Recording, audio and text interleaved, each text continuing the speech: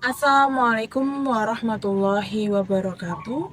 Halo semuanya, perkenalkan saya Nadila Ratsma Septiawati dengan NIM 231221184, Program Studi Bimbingan dan Konseling Islam Universitas Islam Negeri Raden Mas Said Surakarta. Video kali ini saya akan menyampaikan materi tentang komunikasi dalam konseling lintas budaya. Materi ini sangat penting sekali karena dalam konseling, komunikasi adalah kunci utama keberhasilan hubungan antara konselor dengan klien. Tapi ketika konselor dan klien berasal dari budaya yang berbeda, proses komunikasinya jadi lebih rumit dan butuh kepekaan khusus.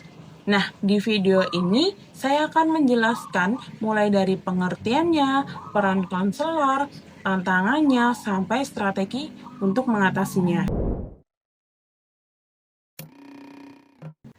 Pertama, kita bahas latar belakang terlebih dahulu.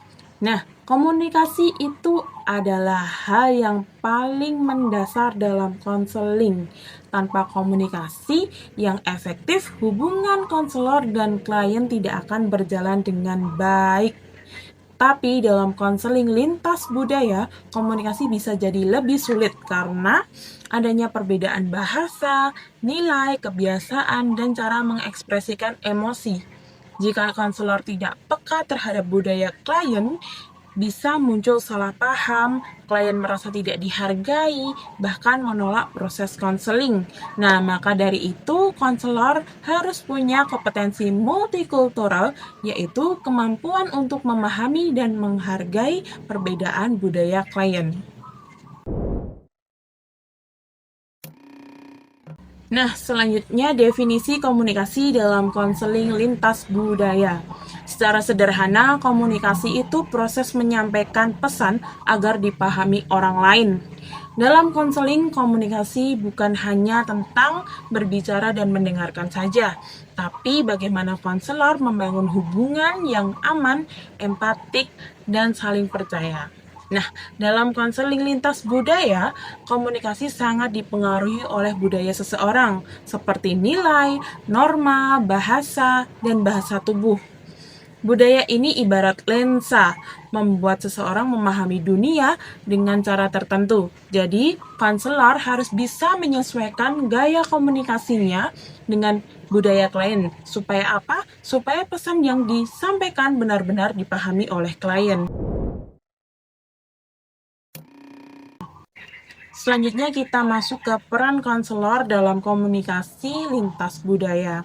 Nah, konselor itu mempunyai peran penting sebagai jembatan budaya. Beberapa peran konselor dalam komunikasi lintas budaya antara lain yaitu yang pertama, bersikap terbuka dan menghargai perbedaan. Konselor tidak boleh menilai klien dengan standar budayanya sendiri. Yang kedua, memahami konteks budaya klien, yaitu termasuk cara berbicara, cara mengekspresikan emosi, dan aturan sopan santun dalam budayanya. Yang ketiga, peka terhadap bahasa nonverbal, misalnya kontak mata, gestur tubuh, atau nada suara yang mungkin berbeda maknanya di budaya yang lain. Terus yang keempat, membangun hubungan yang empatik, yaitu supaya klien merasa aman dan diterima apa adanya. Kalau konselor bisa melakukan hal tersebut, proses konseling akan jauh lebih efektif. Selanjutnya ada tantangan komunikasi lintas budaya. Dalam prosesnya ada tantangan yang sering kali muncul. Antara lain yang pertama, ada perbedaan bahasa. Misalnya, kosakata yang maknanya berbeda dari budaya satu dengan budaya yang lainnya. Yang kedua, perbedaan cara mengekspresikan emosi. Ada budaya yang terbuka dan ada pula budaya yang menahan diri. Terus yang ketiga, ada bahasa tubuh. Contohnya, menunduk bisa dianggap sopan di suatu budaya, tapi dianggap tidak percaya diri oleh budaya yang lainnya.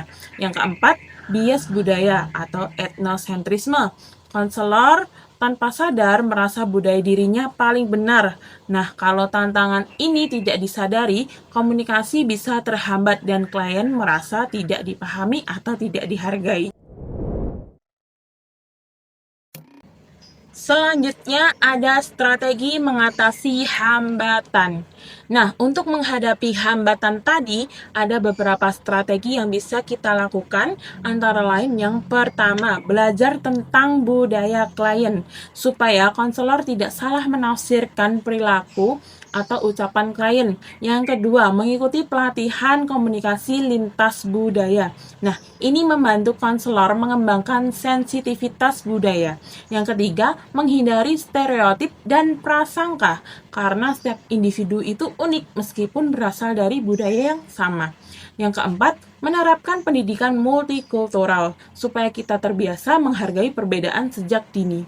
Yang kelima, menggunakan media dan teknologi. Nah, misalnya mengikuti diskusi lintas daerah atau pertukaran budaya untuk memperluas wawasan. Dengan strategi-strategi tersebut, komunikasi lintas budaya bisa berjalan dengan lebih efektif dan saling menghargai. Oke, yang terakhir, dari penjelasan-penjelasan tadi dapat disimpulkan bahwa komunikasi dalam konseling lintas budaya adalah fondasi penting dalam membangun hubungan antara konselor dengan klien. Nah, perbedaan budaya bisa menimbulkan tantangan, tapi dengan keterbukaan, empati, kemampuan memahami budaya klien, konselor bisa menciptakan hubungan yang efektif. Komunikasi lintas budaya bukan hanya soal menyampaikan pesan, tapi juga tentang membangun rasa saling menghargai dan memahami agar proses konseling menjadi lebih manusiawi dan bermanfaat. Mungkin sekian penjelasan dari saya. Semoga materi ini bermanfaat dan bisa menambah pemahaman kita semua. Wassalamualaikum warahmatullahi wabarakatuh.